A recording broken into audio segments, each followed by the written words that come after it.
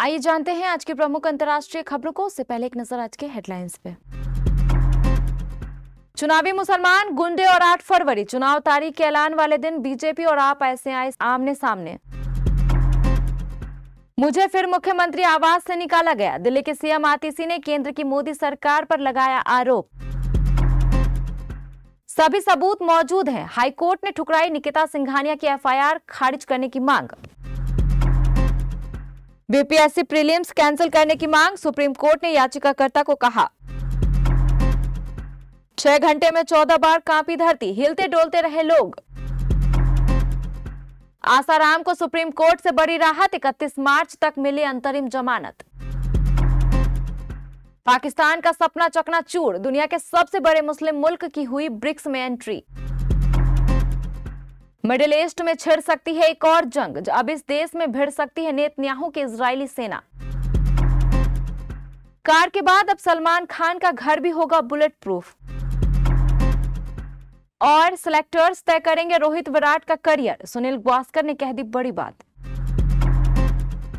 देश की राजधानी दिल्ली की 70 सदस्यीय विधानसभा के लिए 5 फरवरी को मतदान होगा, जबकि मतों की गिनती 3 दिन बाद 8 फरवरी को की जाएगी। चुनाव आयोग ने मंगलवार को चुनाव की तारीखों का ऐलान किया। दिल्ली विधानसभा का कार्यकाल 23 फरवरी को समाप्त हो रहा है। दिल्ली में विधानसभा की 70 सीटें हैं, जिसमें से 58 सामान्य श्रेणी की, जबकि 12 सीटें अनुसूचित जाति के लिए आरक्षित हैं। चुनाव तारीख का ऐलान होते ही बीजेपी और आम आदमी पार्टी की ओर से पोस्टर जारी किया गया। पिछले कुछ दिनों से दोनों ही दलों के बीच जमकर पोस्टर वार देखने को मिल रहा है। चुनाव की तारीख सामने आते ही दिल्ली बीजेपी की ओर से पीएम मोदी के चेहरे के साथ एक पोस्टर जारी किया गया, जिस पर लिखा गया है कि 8 फरवरी को दिल्ली में आ रही है भाजपा। इस पोस्टर को ट्वीट करते हुए दिल्ली बीजेपी की ओर से लिखा गया कि 8 फरवरी को दिल्ली को मिलेगी डबल इंजन सरकार, राजधानी के विकास को मिलेगी रफ्तार और दिल्ली वासियों को मिलेगा केंद्र की जनहित योजनाओं का उपहार। दिल्ली में चुनाव की तारीखों के ऐलान के बाद सियासी पारा तेजी से चढ़ गया है। दिल्ली के सीएम आतिशी ने बड़ा दावा किया है। दिल्ली के सीएम आतिशी ने दावा किया उन्हें जो सीएम आवास मिला है उस अलॉटमेंट बीजेपी सरकार ने कैंसिल कर दिया है। हमारा घर छीना जा रहा है। चुनाव घोषणा की एक रात पहले ऐसा हुआ, ये दूसरी बार है जब मुझे आधिकारिक आवास से बाहर कर दिया है।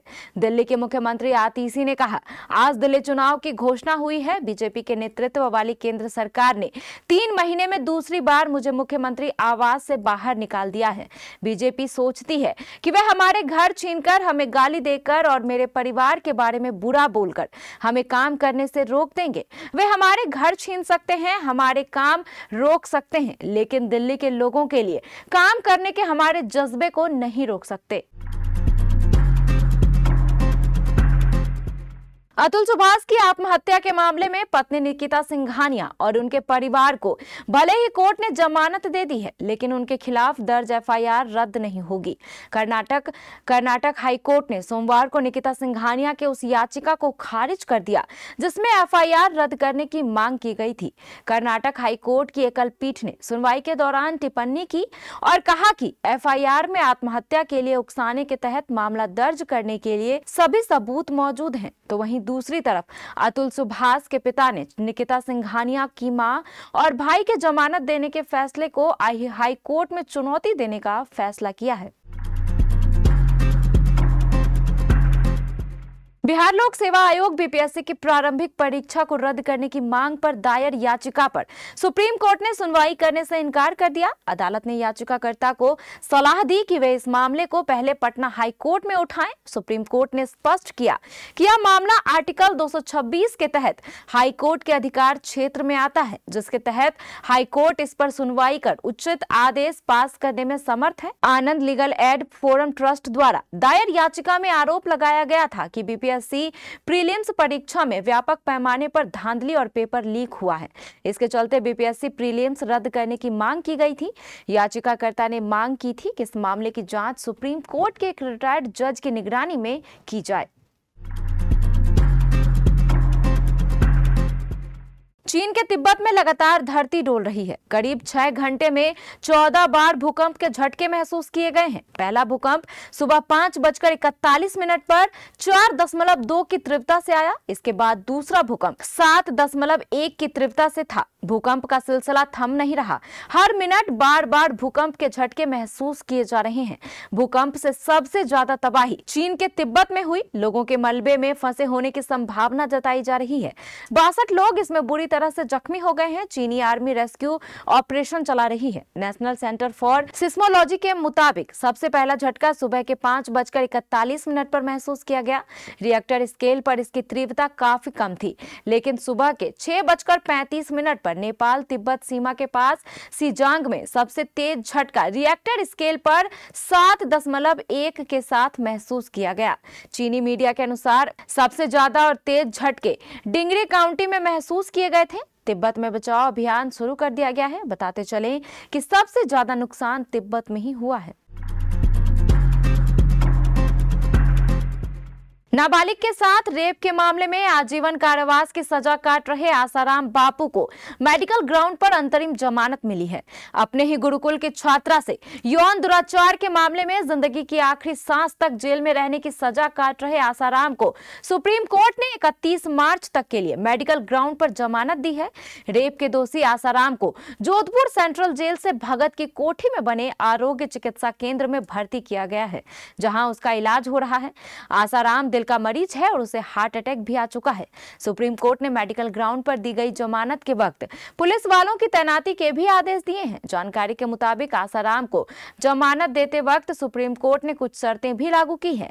इसमें एक शर्त यह भी है कि वह अपने फॉलोअर्स से मुलाकात नहीं कर सकता है। आसाराम 2013 के रेप मामले में ट्रायल कोर्ट द्वारा दी गई आजीवन कारावास की सजा काट रहा है। इंडोनेशिया ब्रिक्स का पूर्ण सदस्य बन गया है। ब्राजील ने सोमवार को इसका ऐलान किया है। ब्राजील के विदेश मंत्रालय ने कहा, दक्षिण पूर्व एशिया का सबसे अधिक आबादी वाला देश इंडोनेशिया अब उन सदस्यों के साथ वैश्विक शासन संस्थानों में सुधार और ग्लोबल साउथ के भीतर सहयोग में सकारात्मक योगदान करेगा। ब्राजील इस साल ब्रिक्स की बैठक की अध्यक्षता करेगा। इंडोनेशिया के ब्रिक्स में शामिल होने को 2023 में जोहान्सबर्ग के सम्मेलन के दौरान मंजूरी दी गई थी। इंडोनेशिया का ब्रिक्स में आना पाकिस्तान के लिए झटके की तरह है। दरअसल पाकिस्तान नहीं चाहता था कि दुनिया का सबसे बड़ा मुस्लिम आबादी वाला देश इंडोनेशिया इस ग्रुप में आए। इसके उलट पाकिस्तान खुद ब्रिक्स में आने की जुगत में लगा था।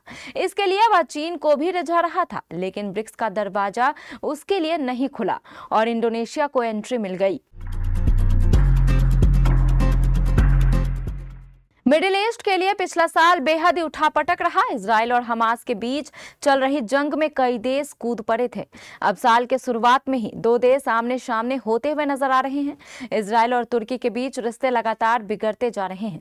पहले तो तुर्की के राष्ट्रपति हमास के पक्ष और इजराइल के खिलाफ बयानबाजी करते थे। अब तुर्की ने सीरिया में भी इजराइल के खिलाफ खड़ा होने का फैसला किया है।